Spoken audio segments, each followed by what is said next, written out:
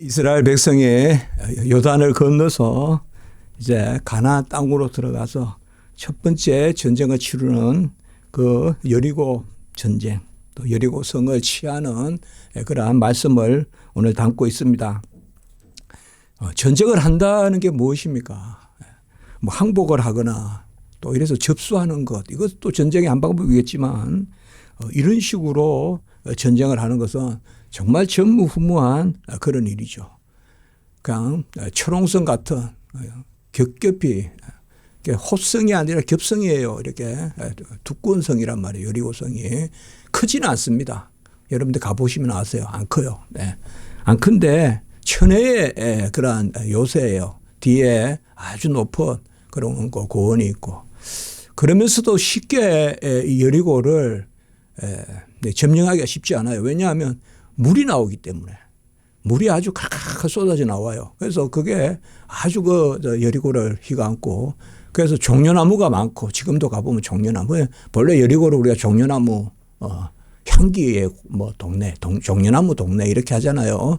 그래서 여리고가 크진 않지만 아주 요충지이죠. 요충지예요. 또 그 길 가는 사람들에게는 우리가 사마리아 땅으로 이렇게 해서 예루살렘으로 내려가는 그러한 지름길이라고 볼 수 있지만, 지름길도 있지만, 그러나 대체로 그쪽 땅을 피해서 이렇게 요단 너머로 이렇게 내려오는 분들은 여리고를 꼭 거쳐야 예루살렘으로 올라가거든요. 그 여리고는 상당히 어떻게 보면, 저는 뭐 이 말씀을 볼 때마다 우리가 바울이 빌립보에서 바로 마게도냐의 첫 성이다, 이런 이제 이야기를 하잖아요. 마게도냐의 첫 성. 그리고 이제 데살로니가, 베레아, 뭐 이제 고린도, 아덴 이렇게 쭉 내려가잖아요. 그러면 이 바로 가나안의 첫 성은 뭐냐? 물론 이제 여러 방면으로 첫 성이 있겠지만, 아무리 봐도 우리가 예루살렘을 중심으로 본다면, 예루살렘을 가나안 땅의 중심이라 본다면, 어떻게 보면 그에 접근하는 그런 가장 사실상 지중해 쪽, 대해 쪽은 변방이란 말이에요. 그렇게 본다면 이 요단 쪽을 해서 메소포타미아가 있고, 또 모압도 있고 암몬도 있고, 또 저 좀 넘어가면 이제 우리가 바벨론도 있고 쭉 있지 않습니까? 그렇게 본다면 사실상 이 여리고성은 상당히 중요한 도시고, 제가 본 바로는 고대의 또 유적지 이런 것도 되게 많아요. 여기가 아주 현저하게 그 당시에 보면 성경의 지명의 도시들이, 유적지들이 많더라고요. 아무래도 오가면서 또 많이 전쟁도 하고 또 요충지니까요. 언제든지 하나님의 교회나 하나님의 일들은 큰 나라에서 일어나고 큰 도시에서 많이 일어나거든요. 그러면서 이제 또 준비를 하고 이렇게 흩어질 때는 또 가장 예진 곳으로 하나님 돌리고, 그런 모습들을 우리가 이제 볼 수가 있어요. 여리고 성을 무너지다, 여리고 성을 무너뜨리는 이 전쟁에 대해서 우리가 다 잘 알고 있습니다. 7일 동안 여리고 성을 도르라 하는 거예요. 법궤를 앞세우고, 그리고 이제 군사들이 이제 앞에서 호위하고, 중요한 것은 양각나팔이다 해서, 이 양각나팔은 전쟁을 할 때 쓰는 나팔이 아니에요. 본래 양각나팔은 이스라엘 백성을 회집할 때 쓰는 나팔입니다. 전쟁을 할 때는 더 우렁찬 그런 나팔인데, 양각나팔은 이스라엘 백성을 제사에 모으고, 또 이스라엘 백성에게 예컨대 뭐 미스바에서 모인다든지 이럴 때 이제 양각나팔을 사실 이제 거친 나팔이죠. 거친 나팔이죠. 뿌리니까. 그 이제 양각나팔을 제사장들 일곱이 이렇게, 당연히 중심에는 뭐겠어요? 법궤를 모시고, 이제 법궤를 모시고, 그곳을 쭉 이렇게 6일 동안은 하루에 한 바퀴씩 그냥 돌고 와서 또 자고, 그냥 뭐 이렇게 오늘 말씀 보면 돌고 또 오고, 뭐 하겠습니까? 기도하는 거죠. 기도, 소원, 또 간구. 그리고 어떻게 보면 이거는 이제 누가 이런 전쟁법을 이야기할 수 있겠어요? 전쟁할 때는 숨어야 되고 매복해야 되고 또 조금이라도 덜 알려야 되고 할 텐데, 아주 그냥 백일하에 그냥 우리 이렇습니다 하고 알려놓으면서 돌기만 하면 또 오합지졸이잖아요. 무슨 번쩍이는 무기를 들고 나타난 것도 아니고. 그러니까 거꾸로 완전히 역행하는 거예요. 역행하는 것입니다. 우리가 전쟁 전문가가 있다면 이거는 극도로 전쟁을 피하려고 하는 그러한 전쟁법입니다. 어떻게 보면 하나님이 우리가 하는 전쟁이 아니라는 것을 보여주시려고 거꾸로 우리가 계속 만남 매출하기도 끊으시고 할례도 거행하시고 또 우리가 지난주 보았지만 여호와의 군대 장관이나 신발을 벗어라. 이런 모든 개념들이 뭔가 하면 무장해제 전부 다 보면 전쟁하고는 거꾸로 가는 거예요. 이거 오직 하나님께 맡기는 것이죠. 우리가 절대적이다, 완전하다, 또 영광, 거룩. 제가 설교를 준비하면서 이런 단어들 한번 떠올려 봤어요. 이런 단어들 절대적이다. 절대적이지 않다는 것도 상대적인 거예요. 왜요? 절대적인 건 뭔가 하면 상대적인 게 없는 게 절대적이에요. 상대적인 개념이 없어요. 우리 왼손이 있고 오른손이 있다면 절대적이지 않아요. 앞이 있고 뒤가 있으면 절대적이지 않아요. 그러나 하나님은 절대적이신 분이거든요. 그리고 완전하신 분이에요. 완전하다는 것은 뭐예요? 스스로 있다는 뜻이에요. 스스로 있는 것은 더 채워지지도 않고 또 덜하지도 않아요. 그래서 완전한 것을 우리는 다른 말로 영광이라고 하면 돼요. 우리가 성경에서 영광이라는 개념은 가장 가까운 개념은 완전함이에요. 완전함. 그래서 빽빽하다 이런 것들이 틈이 없다 이런 것들이 완전함, 영광을 뜻해요. 성전을 짓거나 또 우리가 성전의 여호와의 임재, 쉐키나 이런 것들이 빽빽하다는 것이 바로 그 완전함. 그리고 또 거룩이 뭘까요? 거룩도 온전히 드려진 바 되는. 그래서 절대적이다, 완전하다, 또 영광에 속한다, 거룩하다 이런 것의 공통적인 것은 전적이라는 것이요. 전적이다. 부분적이지 않고 전적이라는 것이에요. 일부가 아니고 전적이다. 그래서 하나님 자신이 우리에게 나타나실 때, 또 우리가 하나님을 아버지라 부를 때 우리는 하나님의 일부를 바라보지 않죠. 하나님 자신을 아버지라고 하는 거죠. 그래서 자주 우리가 설교 때 이야기하지만은 무리는 소유를 쫓아다니고 제자들은 존재를 쫓아다닌다. 그러니까 우리는 예수님 자신을 보고 쫓아다녀요. 이게 전적이라는 개념이거든요. 전적이다. 하나님의 뜻도 전적이에요. 99%가 하나님의 뜻이고 1%가 내 뜻이다 이러면 그건 하나님의 뜻이 아니에요. 전적인 게 하나님의 뜻이고 은혜도 전적이에요.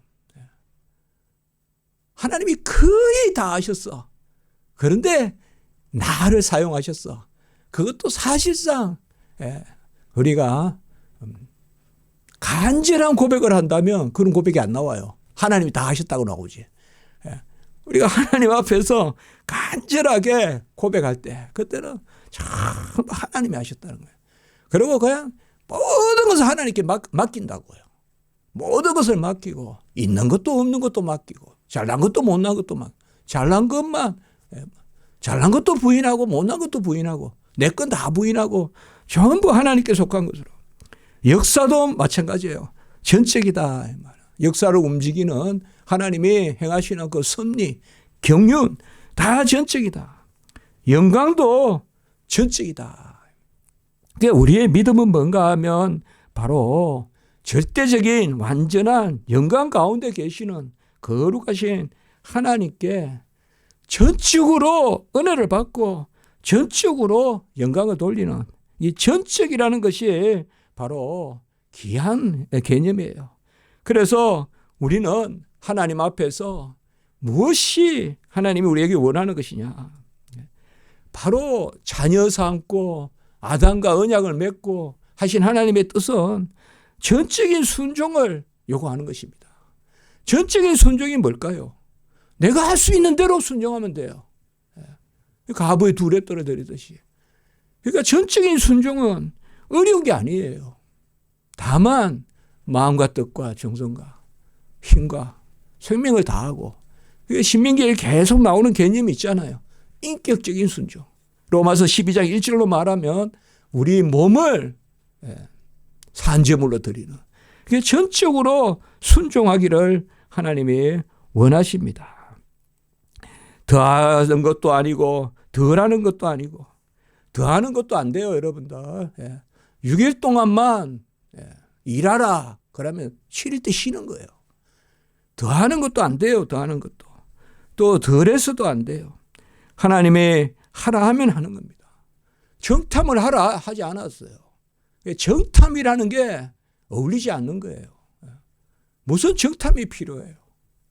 그냥 성을 도는데 무슨 정탐이 필요하냐고요. 그래서 가데스 바네아에서 정탐, 12정탐꾼을 보낸 것은 하나님의 뜻이 아니에요. 성경 어디에 봐도. 사람들의 생각이에요. 하나님은 그냥 가서 취하라고 하셨거든요.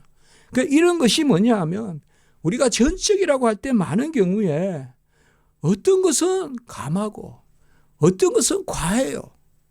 너무 내 이성을 발동해서 더 이렇게 해야 잘 될 것 같고 저렇게 해야 잘 될 것 같은데 그때도 우리가 스스로 자기의 옳다는 바로 실족할 수도 있다. 실족할 수 있다. 그러니까 하나님이 하라는 것을 달란트대로 주신 대로 이런 것들이 바로 하나님의 전적인 순종이고 우리가 전적인 순종을 함에 있어서는 꼭 우리에게 요구되는 것이 바로 전적으로 누리고 전적으로 감사해야 전적으로 순종한다.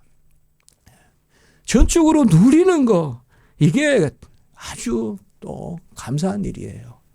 사실상 우리는 왼손에 무엇을 주면 들고 오른손까지 또 빼앗는단 말이에요. 왼손 거는 먹을 생각은 안 하고. 그 누림이라는 것에 대해서 우리가 익숙하지 않아요. 그리고 계속 끝없이 취하다가 어떻게 보면 우리 인생도 그런 단면이 있잖아요. 연세가 드셔도 아무 그렇거든요. 우리가 20대나 30대나 40대는 조금 나이가 들면 아니요. 그냥 그렇진 않은 것 같아요. 그렇진 않은 것 같거든요. 잘 누려야 되는데 전적으로 누리라. 하나님이 나에게 베푸신 것을 전적으로 누리는. 향이 있으면 누리는 게 뭐예요? 향을 뿌리는 거죠, 나한테. 그러면 내한테 향이 발산되잖아요. 그게 증인의 삶이란 말이에요. 누리는 게 발산하는 거란 말이에요. 그 향을 그냥 묻어 놓으면 그게 잘하는 것 같아도 그건 증인의 삶을 살 수가 없잖아요. 그러니까 잘 누린다는 거 이게 참 귀한 개념인 것 같아요. 우리가 하루에 누린다는 개념을 얼마나 생각해요? 10분의 1이라도 누린다는 개념을 좀 생각하면서 살면 저기 꽃이 있는데 저기에 참 아름다운 가을 하늘이 있는데 이거를 내가 감사하다. 우리가 뭐 이제 은연중에 다 감사하면서 살지만은 그리고 전적이라는 것은 무엇보다도 하나님의 뜻을 행하는 그 면에 있어서 우리가 가장 우리 인생에 가치가 있다 이 말이에요. 우리가 왜 이 땅에 있느냐. 여기서 우리는 겟세마네의 예수님의 기도를 생각해 볼 수가 있어요. 아버지 원대로 하옵소서. 나의 원대로 하지 마시고. 우리가 모든 것을 전적인 순종과 전적인 누림이 있다 하더라도 내가 왜 지금 살고 있는가. 그건 아버지의 뜻을 이루시기 위한 거거든요. 아버지의 뜻을 이루기 위하시고 아버지의 뜻 안에서 아버지의 뜻을 이루는 거예요. 그래서 수명도 하나님께 맡기고 건강도 하나님께 맡기고 그러면서 그저 누린다 하면서 눕자 졸자 하는 게 아니라 더 열심히 하나님에 의해 사는 거죠. 뭐 이게 공로주의가 아니에요. 이건 하나님이 아까 말씀드린 증인의 삶이란 말이에요. 누리는 것을 드러내는 삶이에요. 우리가 은혜로 받은 것 외에는 그 무엇 가지고도 하나님의 일을 할 수가 없어요. 은혜로 받은 것 외에는 아무것도 영광이 되지 않아요. 하나님께. 곧 나에게 상급이 되지 않거든요. 그러면 이스라엘의 전쟁은 뭐냐. 오늘 여리고 이 말씀을 제가 준비하면서 왜 이렇게 서두가 기냐. 그 생각을 한 거예요. 이 여리고 전쟁에서 하나님이 원하시는 것이 뭐냐 이 말이에요. 더 강하게 하고 싶은데 뭐 활통을 뭐 전통을 메고 나서고 싶은데 오히려 뭐라고 해요. 애치지 말고 음성을 들리게 하지 말고 입에서 아무 말도 내지 말고 무슨 뭐 군호라도 좀 짜고 또 무슨 뭐 행진곡이라도 좀 부르면서 또 뭐 발이라도 한번 쿵쿵거리면서 뭐 적을 위압해야 되는데 아무것도 아니에요. 네. 그게 뭐예요? 전적으로 하나님께 그 행사를 맡겨라. 전적으로 하나님께 그 행사를 맡겨라. 네.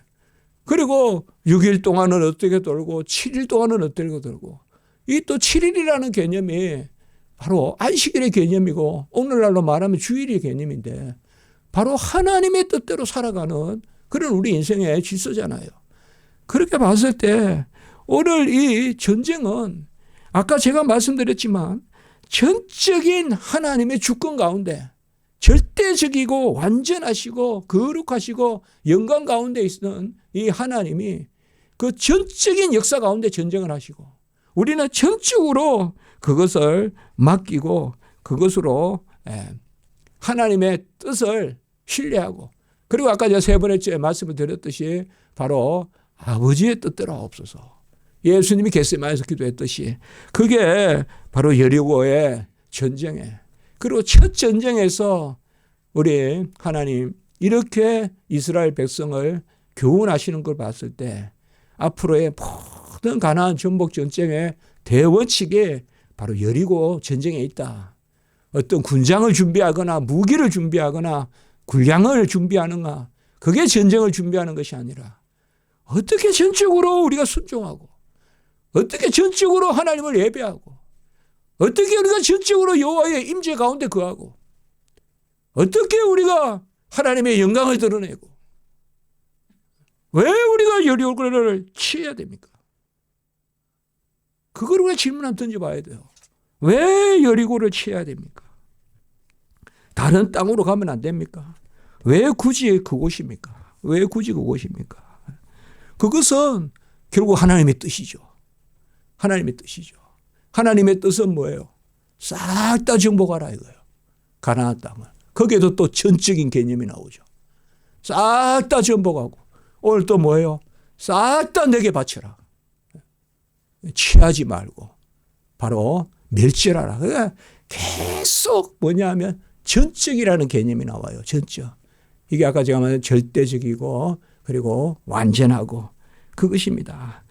여리고는 어떤 곳일까요? 우리가 살면서 그냥 매일매일 살아요. 그러나 간혹 한번 질문을 던져볼 필요가 있어요. 저도 유학 갔을 때 그 질문이 저한테 상당히 힘들었어요. 왜 박사가 돼야 되냐 이거죠. 논문을 써서 제출해 놓고 학위를 왜 받아야 되냐 생각에 근본적인 질문을 하는 거예요. 학위가 나한테 도움이 될까? 당연히 공부를 해서 논문을 제출했고 또 그렇게 순적하게 진행이 되고 있으면 그래서 그때 많은 것을 생각했어요.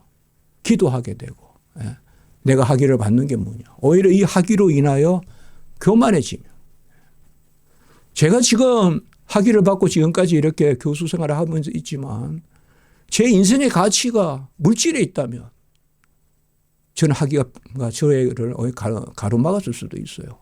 다른 삶을 살면 더 잘 살 수도 있겠죠. 더 부유하게 살 수도 있겠죠. 가난하지 않게 살 수도 있겠죠. 그러나 내가 질문을 던졌을 때는 뭐예요? 하나님의 뜻을 구하는 것이죠. 우리가 질문을 던진다는 것은 하나님의 뜻을 구하는 것이죠. 내가 왜 신학교에 다니냐? 하나님께 질문을 던지는 것이죠. 그걸 진지하게 던져야 된다고요. 진지하게. 진지하다는 건 뭐예요? 하나님 편에서 생각하는 거예요. 하나님 편에서. 내 편에서 생각하는 것이 아니라 하나님 편에서 제가 목사가 되는 것이 제가 주의 일을 하는 것이 뭐가 하나님께 영광이 되겠습니까? 어떻게 해야 여호와의 행사를 드러내고 여호와께 영광을 올리겠습니까? 그것이죠. 이스라엘 백성에게 여리고는 뭐예요? 다른 거 없어요. 하나님이 지시한 땅이에요. 아브라함에게 하나님이 지시한 땅으로 가라. 그거 외에 답이 없어요. 성경은 뭐 그 땅이 가나안 땅이 기름지다. 젖과 꿀이 흐른다. 그런 관점에서 접근해서는 결코 가나안 땅이 최고의 땅이 아니에요, 여러분들. 가나안 땅이 최고예요. 제가 남미 갔다 왔는데 남미가 훨씬 좋아요, 가나안 땅보다. 그렇게 접근하는 게 아니죠. 그렇게 접근하는 것이 아니에요. 하나님이 지시하는 땅으로 가라. 그것이 바로 순종의 터요. 아까 말씀드린 그것이 누림의 터요. 그것이 바로 하나님의 뜻을 이루는 터다. 같이 합니다. 순종의 터요. 누림의 터요. 하나님의 뜻을 이루는 터다. 그곳에서 우리가 그해야 순종할 수 있어요. 다른 것은 전부 다 순종에 나아가기 위한 예비 단계예요. 광야 40년은. 그 땅에 들어가야 비로소 여호와의 은하시는 순종을 할 수 있어요. 그 순종의 터고 그곳에서 온전히 누릴 수 있어요. 돌밖에 없는 베델에서 여호와가 과연 여기 계시거늘 야곱이 고백했듯이 베델은 좋은 땅이 아니에요. 좋은 땅이 아니라고요. 돌밖에 없다. 돌베개 베고 자는데 여호와가 과연 여기 계시거늘. 이스라엘 땅도 그렇다고요. 바로 여호와가 그곳에 계시니까 순종할 수 있고 누릴 수 있는. 은근 보화가 아무리 많으면 뭐예요? 여호와가 계셔야 누림의 터가 되지. 안 그렇습니까? 오늘날 기독교가 번영신학이라고 해서 세상에서 잘 사는 것이 하나님의 뜻이다. 그렇지는 않죠. 하나님의 뜻은 하나님 뜻이지. 앞에 우리가 조건을 붙일 수가 없죠. 이러이러한 게 하나님의 뜻이다라고 말하는 것은 다 부질 없는 것이에요. 하나님이 지시하니까 좋은 땅이고요. 하나님이 가라 하니까 가는 거고요. 이러이러하니까 이러하다는 것은 전부 그거는 이성주의적 발상이에요. 그렇지 않겠어요? 그게 바로 번영신앙이에요. 잘 살면 하나님이 살아 계시고 우리가 좀 어려우면 하나님이 살아 계시지 않고. 아니죠. 하나님이 우리를 어렵게 하라고 목사가 기원하겠습니까마는 그러나 하나님의 진정한 뜻은 우리를 복되게 하는 뜻은 진정 우리가 누리게 하는 것은 온갖 번영과 화사함과 이런데 그게 아니죠. 여리고는 종려의 성읍이고 아까 말씀을 드렸지만은 물이 있고 딱 그냥 오늘 말씀해 보면 문을 걸어 잠갔단 말이에요. 굳게 닫히고 출입하는 자 딱 그려져요. 제가 많이는 안 다녀봤지만 특별한 성림은 분명해요. 여리고가 딱 가보니까 아까도 말씀드린 천의 요새예요.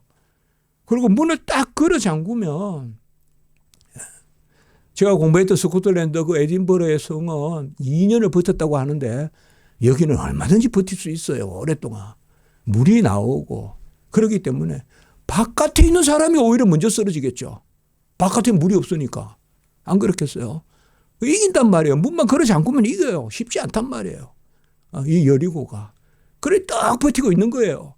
그런데 바로 하나님이 오늘 내 손에 넘겨주셨으니 2절에 하나님이 내 손에 넘겨주셨다. 왕과 용사들을 다 내 손에 넘겨주셨다.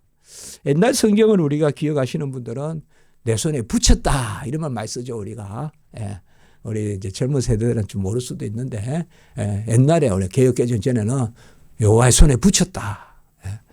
이런 말은 좀 좋은 말인데 여호와 손에 딱 붙였다. 이게 여기 어떻게 번역됐는가 하면 이제 그 말 찾으면 안 나와요. 이제는 바로 여호와께서 바로 그 내 손에 넘겨주었다.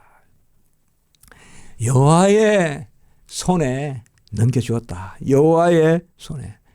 우리가 4장 24절에도 마지막에 4장 볼 때 말씀 봤죠. 이는 땅의 모든 백성에게 여호와의 손이 가능한 것을 알게 하는. 그러니까 여호와의 손은 우리가 섭리를 많이 뜻해요. 보통 성경에서 손이다 하면 섭리인데 표신손, 뭐 표신팔, 또 간혹은 품 이런 이제 손의 개념인데요. 야드 이 손이라는 것이 바로 여호와께서 우리를 위하여 일하시는. 그래서 칼빈 이야기했듯이 하나님의 섭리는 눈에만 있는 것이 아니라 손에 있다.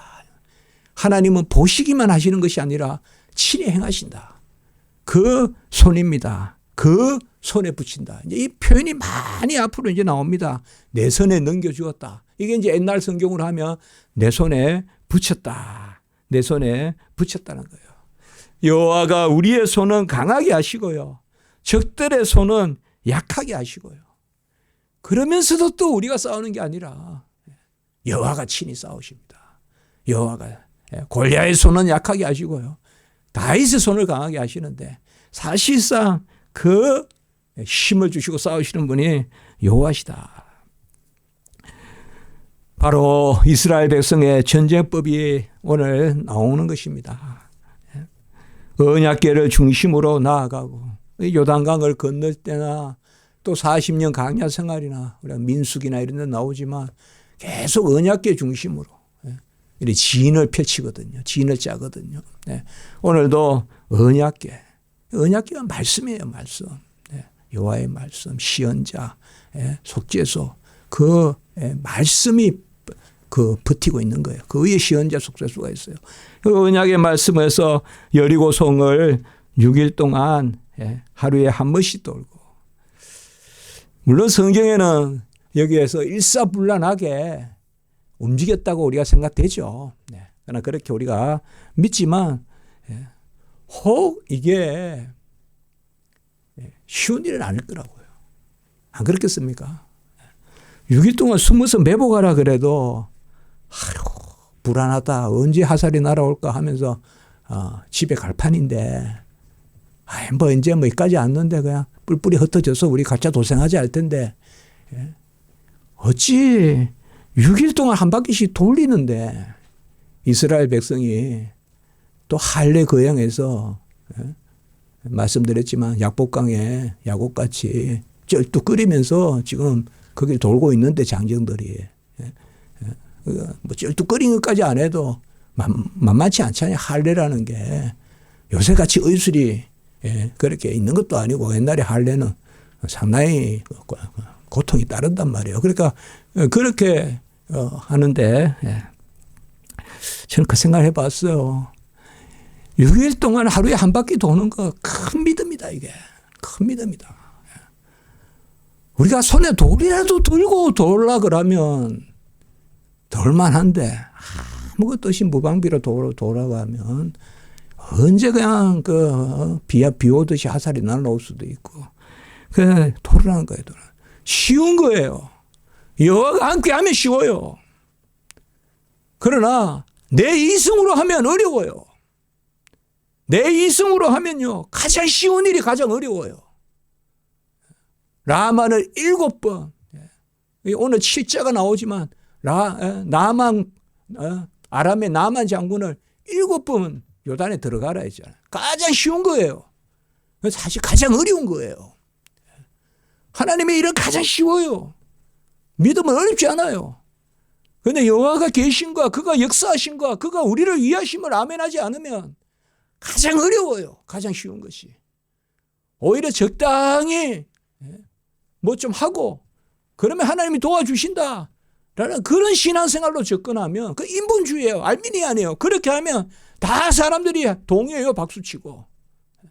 그러나 오직 믿음이다. 오직 하나님께 의지다. 그렇게 이야기하면 다 우리가 중심이 합한 바 돼야 돼요. 다윗과 같이. 오늘 중심이에요. 흐트러지지 않는 중심. 중심의 여호와를 모시고 그 중심의 여호와를 모시는데 법궤가 움직인단 말이에요. 그가 제7일째는 7번. 아마 이제 양각 나팔은 앞에서 불면서 이렇게 행진했을 거예요. 오늘 전체 말씀을 비추어 보면 양각 나팔은. 양각 나팔 봤습니다. 전도 이스라엘 갔을 때. 그 학생들이 그때 그거 샀다가 못 가지고 돌아왔어요. 공항에서 잡혀가지고. 그래서 주일학교 쓰려고 샀는데 그래서 저는 절대 뭐 안 사거든요. 그래서 저는 괜찮은데 학생들이 이만한 뿔을 예루살렘 제가 시내 한번 나가보자. 그것도 공부하려고 히브리 대학교도 가보자. 그러면서 시내 가가지고 양각 나팔이라고 막 불어라고 흉내도 내보고 잘 어떤 학생은 부르기도 하더라고요. 불어봤다 그러면서. 네. 그런데 이 어떤 양간 나팔을 부는 거, 네. 이건 뭡니까? 야.